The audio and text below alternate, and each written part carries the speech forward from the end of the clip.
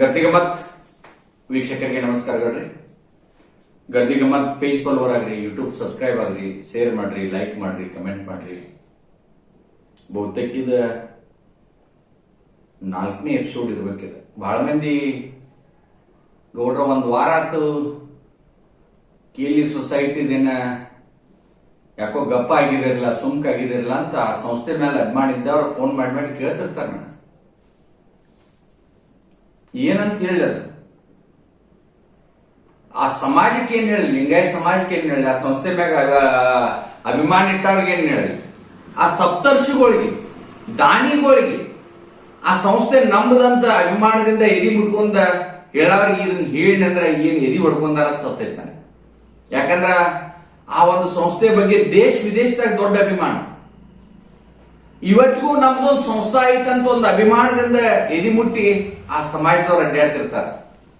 ಆದ್ರೆ ಈಗ ಕಾರ್ಯನಿರ್ವಹಿಸುತ್ತಿರುವಂತ ಮಾಜಿ ಸಂಸದರು, ಮಾಜಿ ವಿಧಾನ ಪರಿಷತ್ ಸದಸ್ಯರು ಒಂದು ಅರ್ಹತೆ ಹಂಗ ಆಧಾರ ಮ್ಯಾಗ ಬಂದ ಮುಖ್ಯಮಂತ್ರಿ ಎಂದೋ ಆಗ್ಬೇಕಾದಂತ ಪ್ರಭಾಕರ್ ಕೋರೆ ಅವರ ಬಹಳ ಈಸಿಯಾಗಿ ನಮ್ನ ಯಾರು ಕೇಳುವುದಿಲ್ಲ, ನಾನ್ ಮಾಡಿದ್ದನ್ನ ಬಾಯ್ಲ, ನಾ ಮಾಡಿದ್ದನ್ನ ಕಾಯ್ದೆ, ನನ್ ಕೇಲಿ ಸೊಸೈಟಿ ಒಳಗ ಯಾರು ಕೇಳಂಗಿಲ್ಲ, ಈ ಸೊಸೈಟಿ ಮೆಂಬರ್ ಕೇಳುದಿಲ್ಲ, ಸರ್ಕಾರ ಕೇಳುದಿಲ್ಲ, ಸಿಬಿಐ ಕೇಳುದಿಲ್ಲ, ಸಿಒಡಿ ಕೇಳುದಿಲ್ಲ, ಯಾವ ಮುಖ್ಯಮಂತ್ರಿ ಕೇಳುದಿಲ್ಲ ಅನ್ನೋ ಭ್ರಮೆ ಏನಾದ್ರೂ ಇದ್ರೆ ತೆಗಿರಿ. ಯಾಕಂದ್ರೆ ಯಾವಾಗೂ ಪಾಪದ ಕೊಡ ಒಮ್ಮೆ ತುಂಬಿದ ಮ್ಯಾಗ ಅದು ಬಂದೇ ಬರ್ಬೇಕ.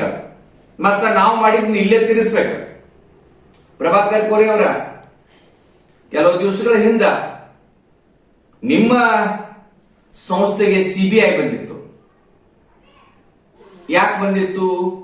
ಒಂದ್ ಚಲೋ ಲಿಂಗಾಯತ ಸಪ್ತರ್ಷಿಗಳು ಬೆವರು ಸುರಿಸಿದ ದುಡ್ಡಿನಿಂದ ಕಟ್ಟಿದಂತ ಸಂಸ್ಥೆ. ಅನೇಕ ಸಲ ಸಿಬಿಐ ದಾಳಿಗಳಾಗಿದಾವ.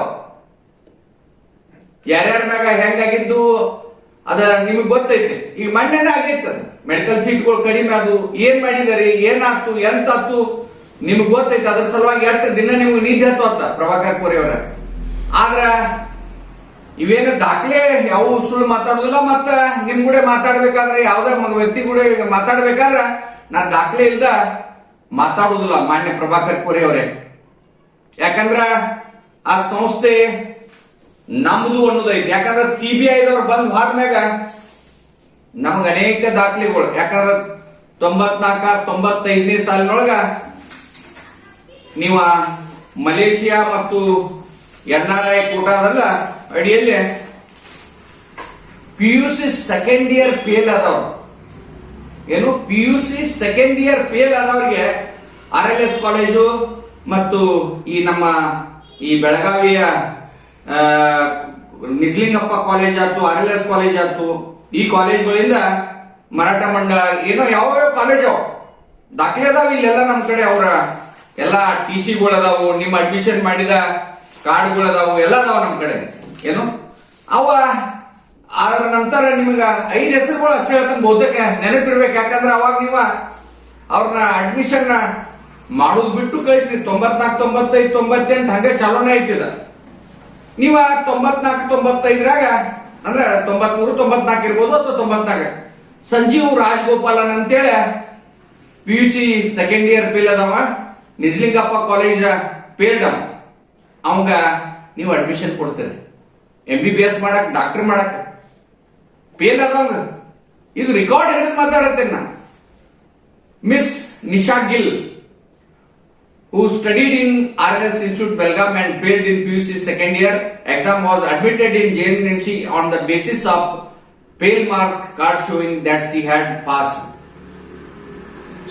ಇದ ನಿಮಗೆ ಒಂದು ದಾಖಲೆ ಹಿಡ್ಕೊಂಡ ಮಾತಾಡತೀನಿ ಕೋರೆ ಅವರ.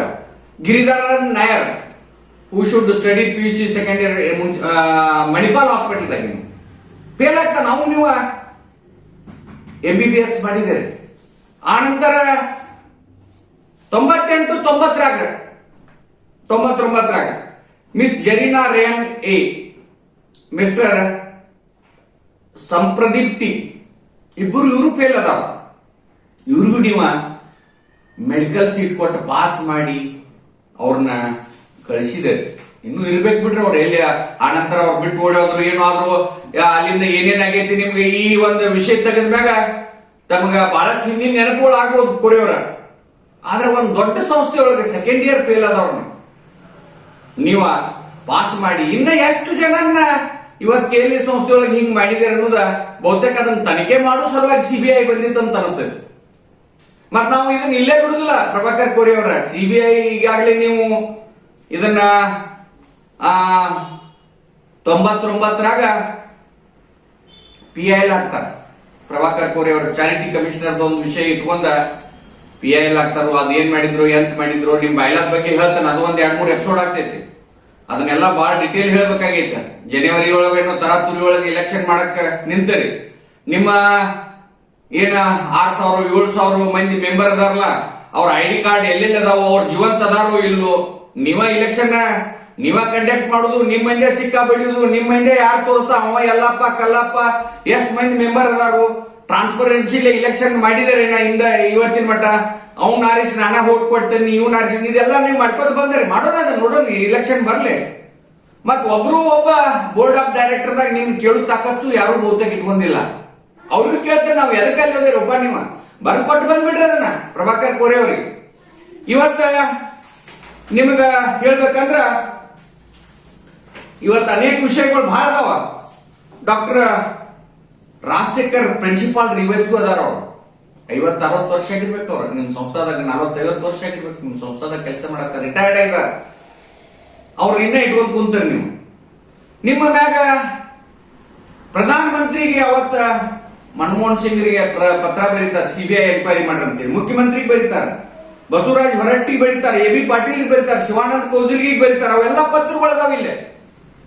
ಆದ್ರೆ ಯಾವುದೂ ಒಂದು ತನಿಖೆ ಆಗಲಿಲ್ಲ. ಆದ್ರೆ PIL ಹಾಕಿದ್ದನ್ನ 2003ರಾಗ ನೀವ ಒತ್ತಾಯ ಮಾಡಿ ವಿಡ್ರಾ ಮಾಡಿಸ್ರು, ಅವ್ರು ಮಾಡಿಕೊಂಡ್ರು, ಅವರ ಕೌಜಲ್ಗಿ ವಕೀಲರಾತು, ಅವತ್ತ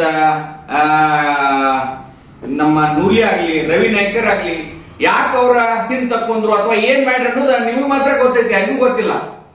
ಕೋರೆ ಅವರ ಒಟ್ಟಾರೆ ನಾವ್ ಏನ್ ಹೇಳುದಂದ್ರ ಇವೆಲ್ಲ ದಾಖಲೆಗಳು ನೀವೆಲ್ಲ ನೋಟ್ ಮಾಡಿದೀನಿ. ನಾವು ಒಂದ್ ಕೇಳ್ತೇನೆ, ದೊಡ್ಡ ಸಂಸ್ಥಾ, 1 ಮ್ಯಾನ್ ಶೋ, 1 ಮ್ಯಾನ್ ಆರ್ಮಿ. ನಾವಂತೂ ಇದನ್ನ ಈಗಾಗಲೇ CBI ಬಂದ್ ಹೋಗೈತಿ, ಇದ ತನಿಖೆಗೆ ಮಾಡಕ್ ಬಂದೈತಿ ಅಂತ ನಮ್ಗೊಂದೇನೋ ಇದು ಸುದ್ದಿ ಐತಿ. ಮೊದ್ಲಿನ ಗತಕ್ CBI ನಾನು ರಾಜ್ಯಸಭಾ ಮೆಂಬರ್, ಪ್ರಧಾನ ಮಂತ್ರಿ, ಮುಖ್ಯಮಂತ್ರಿ ಅಂದ್ರೆ ಯಾರನ್ನೂ ಬಿಡುದಿಲ್ಲ CBI. ತಪ್ಪು ಬಣ್ಣು ಮತ್ತ ಉಪ್ಪು ತಿಂದವ್ ನೀರು ಕುಡಿಲೇಬೇಕು. ಇಂತ ಅನೇಕ, ಇದು ಒಂದ್ ಎಕ್ಸಾಂಪಲ್ ನಿಮ್ಗೆ ದಾಖಲೆ ಸಹಿತ ಮಾತಾಡ್ತೇನೆ. ಇನ್ನೆಷ್ಟು ಎಪಿಸೋಡ್ ಬರ್ತಾವು, ನೀವ್ ಏನ್ ಮಾಡಿದಿರು ಅದೆಲ್ಲ ನೀವ್ ಹೇಳ್ಬೇಕಾಗ್ತೈತಿ. ಯಾಕಂದ್ರೆ ಮುಚ್ಚಿ ಹಾಕೊಳಕ್ಕೆ ಬರುದಿಲ್ಲ.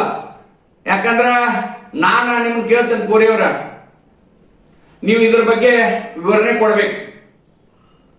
ಎಷ್ಟು ಮಂದಿನ ನೀವು ಏನ್ ಮಾಡಿದ್ರಲ್ಲ, ಈಗ ಸಾಕ್ಷಿ ಸಮೇತ ಹೇಳಿದೆ ನೀವು ಎಷ್ಟು ಮಂದಿನ ಪಾಸ್ ಮಾಡಿದ್ದೀನಿ, ನಿಮ್ ಸಂಘ ಸಂಸ್ಥೆ ಏನ, ಗವರ್ನಿಂಗ್ ಬಾಡಿ ಅಂದ್ರೆ ಏನ, ಪ್ರಿನ್ಸಿಪಾಲ್ ಅಂದ್ರೆ ಏನ, ಸಂಸ್ಥಾ ಹೆಂಗ ಯಾವ ಉದ್ದೇಶಕ್ಕಾಗಿ ಅವ್ರು ಕಟ್ಟಿದ್ರು, ನೀವು ಬಾಯ್ಲಾ ಹೆಂಗ್ ತಿದ್ದುಪಡಿ ಮಾಡ್ಕೊಂಡಿರಿ, ಆ ಬಾಯ್ಲಾಕ್ ಯಾರು ಅಪ್ರೂವ್ ಕೊಟ್ರು, ಅವನ್ನೆಲ್ಲ ಚರ್ಚೆ ಮಾಡ್ಬೇಕಂತೈತಿ. ಡಾಕ್ಯುಮೆಂಟ್ಸ್ ತಗೊಂಡ್ಬರ್ತಾನೆ.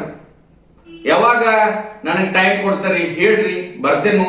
ಯಾಕಂದ್ರ ಒಂದು ಗೌರವಯುತವಾದಂತ ಮಹಾದಾನಿಗಳು, ಸಪ್ತರ್ಷಿಗಳು ಏನೂ ಇಲ್ದ ಅವ್ರ ಮಕ್ಳು ಇವತ್ತು ಹರ್ಯಾಗಡ್ಡೆ ಆಡತ್ತಾರ. ಆ ದಾನ ಕೊಟ್ಟ ಮಂದಿ, ದೇಣಿಗೆ ಕೊಟ್ಟ ಮಂದಿ ಹರ್ಯಾಗಡ್ಡೆ ಆಡತ್ತಾರ. ಈ ಸಂಸ್ಥೆ ಏನ ಸದಸ್ಯರಾಗಿದಾರಲ್ಲ, ಅವ್ರಿಗೆ ಇಲೆಕ್ಷನ್ ಒಂದ ದಿವಸ ಗಾಡಿ ತಂದ ಕ್ಯಾಸ್ ID ಕೊಟ್ಟ ಓಟ್ ಹಾಕಿಸ್ಕೊಂಡ ನಿಮ್ದೇ ಮಂದಿಯಲ್ಲಿ ಓಟ್ ಬಡ್ಕೊಂಡ ಇಲೆಕ್ಷನ್ ಮಾಡತ್ತಾರೆ.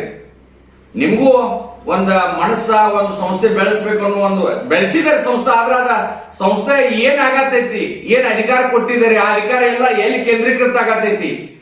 ಇವತ್ತು ರಾಣಿ ಚೆನ್ನಮ್ಮ ಬ್ಯಾಂಕ್ ಆಯ್ತು, ಪ್ರಭಾಕರ್ ಕೋರೆ ಬ್ಯಾಂಕಿನಾಗ ಏನ್ ನಡೆದವು ಕೋರೆಯವರ, ನಿಮ್ ಎಲ್ಲಾ ವ್ಯವಹಾರಗಳು ಎಲ್ಲಿ ನಡೀತಾವ ಅನ್ನೋದು ಗದ್ದಿಗೆ ಮತ್ತ ಗೊತ್ತಾಗೈತಿ. ದಯಮಾಡಿ ಇದನ್ನೆಲ್ಲ ತಿದ್ದುಕೊಂಡು ಹೋಗುವ ಅವಕಾಶ ನಿಮ್ಗೆ ಐತಿ. ಚುನಾವಣೆ ಬರೋದ್ರೊಳಗ ಇನ್ನೂ ಅನೇಕ ದಾಖಲೆಗಳು ನಾವು ಮೆಂಬರ್ಗೆ ಮುಟ್ಟಿಸ್ಬೇಕಾಗ್ತೈತಿ. ಅದನ್ನ ಸರಿಪಡಿಸ್ಕೊಳಕ್ ಒಂದು ಅವಕಾಶ ಕೊಟ್ಟೈತಿ. ಅದಕ್ಕ ದಯಮಾಡಿ ಆ ಸಂಸ್ಥೆಗೆ ಮಸಿ ಬೆಳೆಯುವ ಕೆಲಸ ಮಾಡಬೇಡ ಕೋರಿಯವರ. ಒಟ್ಟಾರೆ ಇವೇನದಾವಲ್ಲ ನಮ್ ಕಡೆ ದಾಖಲೆ ಅದಾವು, ಅವನ್ನ ನೀವು ಒಬ್ರ ಕುಂತ್ಕೆ ವಿಚಾರ ಮಾಡಿ ಎಲ್ಲಾ ನಿರ್ದೇಶಕರಾಗ್ಲಿ. ಮತ್ತೆ ಯಾಕಂದ್ರೆ ನಾಳೆ ಪ್ರೀತಿ ದೊಡ್ಡವಾಡ, ಅಮಿತ್ ಕೋರಿ ಇಬ್ರ ಉಳಿತಾರ. ನಿಮ್ಮ ಒಂದು ಬಯಲಾ ಪ್ರಕಾರ ಯಾರು ಹೊಸವಾಗಿ ಅವಕಾಶ ಇಲ್ಲ ಅವ್ರಿಗೆ, ಇಬ್ರ ಉಳಿತಾರು ಅಂದ್ರೆ ಅವ್ರು ನಿಮ್ ಮನಿ ಆಸ್ತಿ ಆಗ್ತೈತೆ. ಅದಕ್ಕ ದಯಮಾಡಿ ಸದಸ್ಯರು ಮಾಡ್ಕೊರಿ, ಸತ್ತವ್ರಿಗೆ ವಾಸ ಮಾಡ್ಕೊಳ್ಳಿ, ಏನ್ರ ಪ್ರಯೋಜನ ಮಾಡ್ಕೊಂತಾರೆ. ಈಗ ನೀವು ಬಯಲಾ ಅದೊಂದು ಪ್ರಜಾಪ್ರಭುತ್ವ ರಾಷ್ಟ್ರದ ಬಯಲಾ ಅಲ್ಲ, ಅದು ಒಂದ್ ಡಿಕ್ಟರ್ಶಿಪ್ ಸರ್ವಾಧಿಕಾರಿ ಕುಂತ ಹೆಂಗ್ ಮಾಡ್ತಾರಲ್ಲ ಹಂಗ ನಿಮ್ಗೆ ಎಲ್ಲಾ ಎ ಟು ಜೆಡ್ ಒಂದು ಗವರ್ನಿಂಗ್ ಚೇರ್ಮನ್ ಒಂದು ಸೆಕ್ರೆಟರಿ, ಅವನ್ ಸೆಕ್ರೆಟರಿ ಅಲ್ಲಿ ಪ್ರಿನ್ಸಿಪಾಲ್ ಇದ್ದವನಾಗಿದ್ದಾನು ನೀವ ಒಂದಿಬ್ರು ಸರ್ಕಾರ ನಾಮನಿರ್ದೇಶನ ಮೆಡಿಕಲ್ ಡೈರೆಕ್ಟರ್ ಯಾರು ಅದಾರ. ಒಟ್ಟಾರೆ ಅದು ನಿಮ್ಮ ಕೈಯಾಗ ಉಳಿಯೋಂಗ್ ಮಾಡಿದಾರಿ. ಇದಕ್ಕ ಗರ್ದಿ ಗಮ್ಮತ್ತ ನಿಮ್ಮನ್ನ ಜನರ ಮುಂದ, ನಿಮ್ ಸದಸ್ಯರ ಮುಂದ, ಯಾಕಂದ್ರೆ ರಾಜ್ಯ ಜನತೆ ಮುಂದ ನೀವು ಹೇಳ್ಬೇಕಾಗ್ತೈತಿ. ಆದಷ್ಟು ಲಘು ಹೇಳ್ಬೇಕಂತ ಗರ್ದಿ ಗಮ್ಮತ್ ನಿಮ್ಗೆ ಆಗ್ರಹ ಮಾಡ್ತೈತಿ. ನಮಸ್ಕಾರ.